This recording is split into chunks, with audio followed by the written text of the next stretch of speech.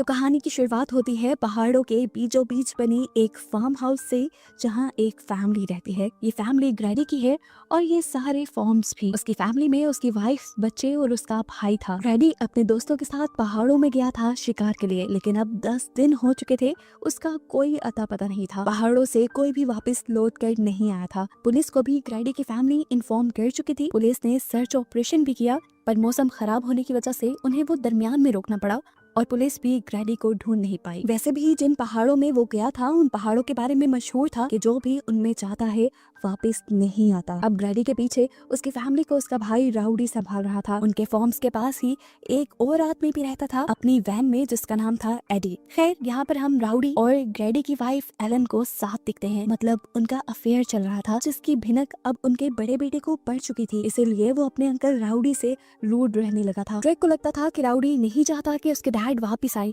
इसीलिए वो खुद उनकी तलाश का फैसला करता है। हालांकि राउडी खुद अपने भाई से बहुत प्यार करता था और उसे ही सबसे ज्यादा ग्रैडी की फिक्र थी। ड्रेक को अकेला जाता देखकर वो उसे जाने से मना कर देता है, उससे घोड़ा भी ले लेता है और खुद जाने का फैसला करता है अपने भाई को ढूंढने के लिए। हालांकि उसकी एक टांग खराब भी है और पहाड़ों पर चढ़ना उसके लिए काफी मुश्किल है। लेकिन मजेदार की बात कि इस सब की जरूरत ही नहीं पड़ी, क्योंकि कुछ ही देर में हमने देखा कि ग्रैडी वापस आ चुका है। उसकी हालत इतनी ज्यादा बुरी थी कि दूर से तो ये लोग पहचान भी नहीं पाए कि ये ग्रैडी है। उससे चला नहीं जा रहा था, उसका मुंह भयानक लग रहा था। ये लोग उसे सहारा देते हुए लेके आते हैं तो वो बार बार गिरने लगता है, जिसका मतलब था कि वो बहुत ज्यादा वीक हो चुका है। ये लोग उसे उठाकर सहारा देते हुए जाकर उसके रूम में लेटा देते हैं। उन्होंने चेक करने के लिए डॉक्टर को बुलाया तो डॉक्टर ने बताया कि इससे ग्रैडी को बहुत ज्यादा कमजोरी हो चुकी है, लेकिन वो पहाड़ों से बचकर वापस आ गया है। ये भी बहुत बड़ा चमत्कार है। डॉक्टर के मुताबिक इतनी देर तक कोई भूखा नहीं रह सकता था। ग्रैडी ने 10 दिन के दौरान कुछ तो खाया था, जिसकी वजह से वो जिंदा बचकर यहाँ आया था। खैर, अब उसकी बॉडी बहुत ज्यादा कमजोर हो चुकी थी। उसे हर थोड़ी देर बाद पानी और खाना देते रहना था ताकि वो जल्दी रिकवर कर सके। खाने की बात करते ही ग्रैडी अजीब शक्ल से अपने बेटे को देखता है, यहाँ तक कि उसके इस अंदाज से उसका बेटा भी डर जाता है। थोड़ी देर बाद हम देखते हैं कि राउडी और ड्रेक के दरमियान में लड़ाई शुरू हो चुकी है, क्योंकि ड्रेक को लगता है अब उसके डैड वापस आ चुके हैं तो इन्हें राउडी की जरूरत नहीं। वो गुस्से में राउडी को पंच भी कर देता है और उससे वार्न कहता है कि तुम मेरी मॉम से दूर रहना। जिस पर राउडी ने उसे कहा, तुम्हें अभी हकीकत नहीं पता, तो प्लीज तुम काम डाउन हो जाओ और जाकर अपनी मॉम की हेल्प करो। ड्रेक अंदर गया तो उसकी मॉम ग्रैडी के लिए खाना बना चुकी थी। ड्रेक खाना लेकर ऊपर चला जाता है और पीछे से एलन राउडी से कहती है, मुझे ग्रैडी ग्रैडी लग ही नहीं रहा। उसकी आंखों में देखो तो ऐसा लगता है जैसे कोई और आ गया है। अभी ये बात ही कर रहे थे कि इन्हें एक भयानक शोर सुनाई दिया, ऐसे जैसे बहुत सारी चीजें टूट गई हों। ऊपर जाकर इन्होंने देखा तो ड्रेक खाना गिरा चुका था। एलन ड्रेक के ऊपर बोलने लगी तो ड्रेक ने बताया, मेरी कोई गलती नहीं, खाना ग्रैडी ने खुद गिराया था। हालांकि अभी वो खुद ही भूख से चिल्ला रहा था। एलिना अब उसके चेक करने के लिए उसके करीब जाते हैं तो ग्रैडी अजीब क्रीपी तरीके से उसके जिस्म को लिक करता है और कहता है, टेस्ट तो अच्छा है, मतलब क्या इसे अब इंसानों का गोश्त खाना था? उसके मुंह से बात सुनते ही एलिना का डर से बुरा हाल हो गया और तभी हमें साइड पे एक पिक्चर दिखाई गई जिसमें ग्रैडी की सही हालत थी। खैर, रात हो जाती है, सब लोग सोने के लिए चले जाते हैं। आधी रात में इन सबको घोड़े के चिल्लाने की और किसी की बुरी तरह गुर्राने की आवाज आती है। राउडी ने बाहर जाकर देखा तो किसी ने उसके घोड़े के ऊपर हमला कर दिया था और उसे बहुत ज्यादा जख्मी किया हुआ था।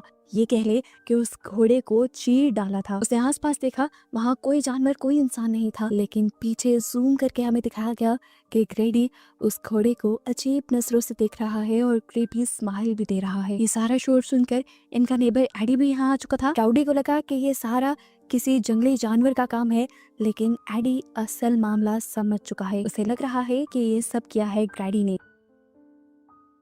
सुबह होते ही वो ग्रैडी से मिलने के लिए जाता है और अपनी जेब से एक चाकू निकाल लेता है और साथ ही अपनी स्टोरी भी सुनाने लगता है बचपन की, जब उसके अंकल उन पहाड़ों से बिल्कुल ग्रैडी की ही तरह जिंदा बचकर वापस आए थे। ग्रैडी की तरह ही वो भी बहुत ज्यादा वीक होकर आया था और आते साथ ही उसने आईडी की पूरी फैमिली को खत्म कर दिया था। उसकी इस हरकत की वजह से पुलिस वालों ने उसे गोली मारकर खत्म कर दिया था, नहीं तो वो बाकी लोगों को भी मार देता। एडी को बताता है, मैं जानता हूँ तुम्हारे अंदर भी ऐसी ही कोई पावर आ चुकी है जो मेरे अंकल के अंदर आ गई थी। वो तुम्हें अंदर से खा रही है, खोखला कर रही है।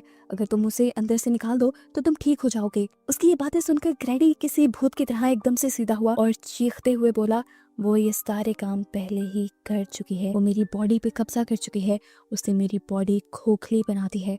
एडी अब उसे मारने की सोचता है और ग्रैडी उसकी सोच पढ़ लेता है और उससे कहता है जो सोच रहे हो वो करना भी मत, क्योंकि तुम एक बूढ़े इंसान हो, तुम्हारे पीछे कोई स्ट्रेंथ नहीं और मैं एक अच्छा फार्मर हूँ। अगर तुमने मुझे मार दिया तो तुम पूरी जिंदगी जेल की चक्की पीसते रहोगे। ये कहते ही वो लेट गया और एडी वहां से चला गया। एडी डर चुका था, वो अब खतरे के बारे में सबको बताना चाहता था, इसलिए वो राउडी के पास गया और उसने सारी बातें राउडी को बताना शुरू की कि असल में जो ग्रैडी उन्हें नजर आ रहा था वो अब ग्रैडी था ही नहीं। यहाँ पर ग्रैडी की बॉडी तो थी लेकिन उसके अंदर ग्रैडी की सोल नहीं थी।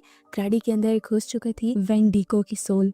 ये एक शैतानी सोल थी जो पहाड़ों में रहती थी और लोगों पर कब्जा कर लेती थी। ये कैनिबल थी, आदमखोर थी, इंसानों को खाया करती थी। इससे पहले कि ग्रैडी भी उनकी फैमिली के ऊपर हमला कर दे, एडी राउडी को मशवरा देता है कि वो किसी तरह उसे मार दे। क्या हम देखते हैं कि एलिना ग्रैडी के रूम में गई, उसने देखा कि खाना अभी भी वैसे ही पड़ा था। वो खाना उठाकर वापस लौट ही रही थी कि ग्रैडी ने उसे अपनी आवाज में बुलाया। एक पल के लिए फील हुआ कि शायद वो शैतानी सोल सो गई है और अभी असली ग्रैडी होश में है जो एलिना से बात कर रहा है। वो एलिना को बताता है कि हम पहाड़ों में शिकार करने गए लेकिन वहां जाकर हम गुम हो गए, हमें रास्ता भूल गया। हमने एक घर के अंदर शेल्टर लिया, 4 लोग मदद बुलाने के लिए गए लेकिन फिर वो वापस लौट कर ही नहीं आए। ग्रैडी और उसका साथी वो लोग भूख से मर रहे थे। तभी ग्रैडी के कान में एक अजीब सी आवाज सुनाई दी जिसने ग्रैडी से कहा कि तुम मुझे अंदर आने दो, मैं तुम्हें बचा लूंगा। असल में ये आवाज उसी शैतानी सोल की थी और अपने आप को बचाने के लिए ग्रैडी ने उसे हाँ कर दी, जिसके बाद वो सोल ग्रैडी के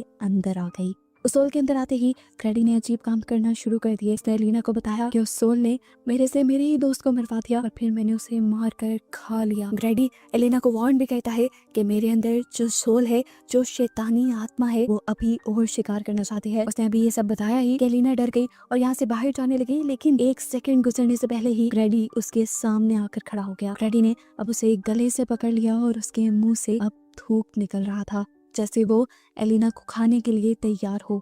इससे पहले कि वो एलिना के ऊपर वार करके उसे खा लेता, पीछे से राउडी उसके ऊपर गन पॉइंट कर देता है। ये देखकर उसे गुस्सा आता है और पलक झपकने जितने वक्त में वो कमरे के अंदर जाकर दरवाजा बंद करके वहाँ की सारी चीजें तहस नहस करने लग जाता है। लगातार वो डरावनी आवाज में चीखे मार रहा था जिससे ड्रेक और उसका भाई भी बहुत ज्यादा डर रहे थे। अपनी जान बचाने के लिए एलिना बच्चों और राउडी को लेकर इस घर से निकलने ही वाली थी कि यहाँ पर एडी आ गया। एडी असल में ये ठान कर आया था कि वो ग्रैडी को मार ही देगा। वो इन सब की जान बचाने के लिए इन सब को अपनी वैन में जाने को कहता है। यहाँ ड्रेक इनके साथ जाने से मना कर देता है क्योंकि उसे लग रहा था कि उसे अपने डैड की जान बचानी चाहिए, जिस पर एलिना उसे थप्पड़ मारती है और उसे समझाती है, ड्रेक क्या वो तुम्हारे डैड लग रहे हैं? उसकी हालत तो देखो, उसके अंदर एक शैतानी सोल है जिसे मारना जरूरी है वरना वो हमें मार देगा, और ये सारी बातें मुझे ग्रैडी ने खुद बताई हैं। ये कहने के बाद ये लोग इस घर से चले जाते हैं। एडी ऊपर जाता है ग्रैडी को मारने के लिए, लेकिन उससे पहले ही पीछे से ग्रैडी आकर उसकी ही गर्दन पे वार करके उसे ही मार डालता है। यहाँ पर हमें अब राउडी को दिखाया गया जो गन लेकर बाहर निकला था क्योंकि वो भी ग्रैडी को खत्म करना चाहता था। उसके पीछे एलिना आ गई जिसने उसे गले लगा लिया। इसके बाद वो बिना कुछ देखे घर के अंदर चला गया। घर के अंदर जाते ही उसे सबसे पहले एडी की लाश नजर आई, जिसके बाद वो गुस्से में ग्रैडी को मारने के लिए उसके कमरे में चला गया। लेकिन ग्रैडी इस टाइम बेबस अपने बिस्तर पर लेटा था। इससे पहले कि राउडी उसे मार देता, ग्रैडी ऐसे एक्ट करने लगा जैसे वो बेचारा है, लाचार है। राउडी को अपने भाई के ऊपर तरस आ गया और जैसे ही वो इमोशनली वीक हुआ, ग्रैडी ने उसी के ऊपर हमला कर दिया। शोर सुनकर एलिना को भी खतरे का अंदाजा हो जाता है। वो अपने बच्चों को वैन से निकालकर कहीं और छुपा देती है और वहीं पर ग्रैडी आ जाता है। वो अपने साथ अपने भाई राउडी की लाश को भी उठा कर लाया था। वो अब जबरदस्ती एलिना को अपने साथ घर के किचन में लेकर आया और उसने राउडी की लाश को टेबल पे रख दिया। एलिना को वो अब समझाने लगा कि उसे क्या करना है। वह एलिना को बहुत ही खतरनाक काम करने को कह रहा था। वह एलिना को राउडी का गोश्त पकाने को कह रहा था। वो उसे बताता है कि पहले एलिना राउडी के टुकड़े करे और उसके बाद एक पॉट में पानी उबलना रखे, राउडी का सूप बनाए और उसे दे। ये सब करने को एलिना तैयार ही नहीं थी। वो कैसे कर सकती थी ये सब? एलिना ने जब मना किया तो ग्रैडी ने उसे जोरदार थप्पड़ मारा जिससे वो नीचे गिर गई और उसे साइड पे देखा कि ड्रेक उसे बचाने के लिए आ गया था। लेकिन अगर उसकी भनक ग्रैडी को पड़ जाती तो ग्रैडी पहले उसे ही मार देता। ग्रैडी का ध्यान भटकाने के लिए अब वो ग्रैडी के कहे हुए काम करने लग जाती है। उसने अब राउडी की बॉडी के टुकड़े करना शुरू किए और टुकड़े करके उसने सारा गोश्त एक बाउल में डाल दिया। उसके बाद उसने सूप को उबलने रख दिया। इतने में पीछे से ड्रेक ने गन ढूंढकर उसे लोड करना शुरू कर दिया था। सूप पकाकर एलिना एक बोल ग्रैडी के सामने रख देती है तो ग्रैडी उससे एक और बोल तैयार करने को कहता है क्योंकि वो चाहता था कि एलिना ये गोश्त उसके साथ मिलकर खाए। एलिना ने उसे साफ कह दिया कि मुझे भूख नहीं है, लेकिन तभी पीछे से ड्रेक के हाथ से गोली छूटकर गिर गई। अब तो पक्का ग्रैडी का ध्यान उस तरफ जाता, इसीलिए एलिना अब ग्रैडी की ये बात मानने को भी तैयार हो गई कि वो राउडी का गोश्त खाएगी। एक बाउल लेकर वो भी बैठ गई और मजबूरी में उसे राउडी का गोश्त खाना पड़ा। यहाँ पर पहले ग्रैडी ने एक बाइट टेस्ट किया और उसके बाद तो वो जंगलियों की तरह खाने लगा। जैसे ही उसके बाउल में से सब कुछ खत्म हुआ तो उसने एलिना को कॉलर से पकड़ लिया और उससे कहा, मेरी जो हालत है ये तुम्हारी और राउडी की वजह से है। अब इससे पहले कि वो एलिना को भी मार देता, पीछे से ड्रेक गोली चला देता है। उसकी गोली से ग्रैडी यहाँ पर एलिना को छोड़कर भाग जाता है, लेकिन एलिना को चोट लग जाती है। ड्रेक जब उसकी मदद करने के लिए आया तो एलिना ने उसे कहा, जाकर तुम टिम को बचाओ। इतने में वो टिम के पास पहुंच गया होगा। ड्रेक उसकी बात मानते हुए जब गया टिम के पास तो उसने क्या देखा कि ग्रैडी भयानक अंदाज में उसके भाई का गला दुबा रहा था। वो उसे मारने ही वाला था कि तभी पीछे से ड्रेक आ गया। उसने 1 मिनट के लिए टिम को छोड़ा और ड्रेक को कहा, तुम सबको ना एक साथ रहना चाहिए, पता है कहाँ पर? मेरे पेट में। ये कहते ही वो भयानक तरीके से हंसने लगा। उसकी आंखें भी सफेद पड़ चुकी थी, जिसका मतलब था कि अंदर का ग्रैडी अब मर चुका है और इनके सामने जो है वो वेंटी का है। वो दोबारा अब टिम का गला दुबाने लगता है कि पीछे से ड्रेक उसके ऊपर गोली चला देता है और ग्रैडी बेजान होकर गिर जाता है। इस पॉइंट पे इन्हें लगा कि ये लोग बच गए हैं, लेकिन ये बस उनकी सोच ही थी, क्योंकि एकदम से ग्रैडी ने उठकर पीछे से ड्रेक को पकड़ लिया और ड्रेक को अभी वो मारने ही वाला था कि ठीक टाइम पर यहाँ पर पहुंच गई एलिना। उसने ड्रेक को छुड़ाते हुए ग्रैडी के मुंह में गन डालकर उसके दिमाग पे शूट कर दिया, जिसके बाद आखिर उसकी मौत हो गई। ग्रैडी तो मर चुका था, उसका जिस्म तो बेजान हो गया था, लेकिन भयानक आवाजें जो पहले इनको ग्रैडी के अंदर से आ रही थी वो इन्हें अभी भी सुनाई दे रही थी, जिसका मतलब वेंटी को अभी खत्म नहीं हुआ था। आगे वो इनके सामने कौन सा खतरा लेकर आएगा, इसी सस्पेंस के साथ ये कहानी यहाँ हो जाती है खत्म।